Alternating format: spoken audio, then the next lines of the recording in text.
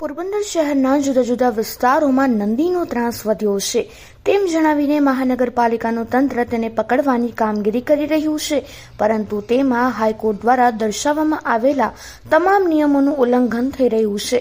Uday Karavadra charitable and animal welfare ટ્રસ્ટના પ્રમુખ doctor Nehal કારાવદ્રાએ તેનો લાઈવ વિડીયો સોશિયલ મીડિયામાં શેર કરીને જણાવ્યું હતું કે મહાનગરપાલિકા માત્ર રખડતા પશુઓને પકડે છે, માલિકીના પશુઓને પકડવામાં તેમના હાથ ધ્રુજે છે.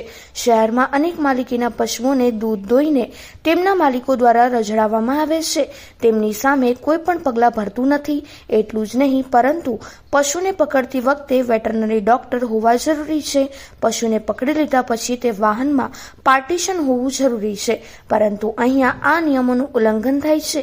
એટલું જ નહીં, પરંતુ જે ટ્રોલીમાં પશુઓને પકડવામાં આવ્યા છે તેમાં નંબર પ્લેટ પણ નહીં હોવાથી આરટીઓના નિયમનું પણ પોરબંદર મનપા ઉલ્લંઘન કરી રહી છે. ત્યારે મ્યુનિસિપલ કમિશનર અને અધિકારીઓ સામે ગંભીર કાનૂની કાર્યવાહીની ચીમકી અપાઈ છે.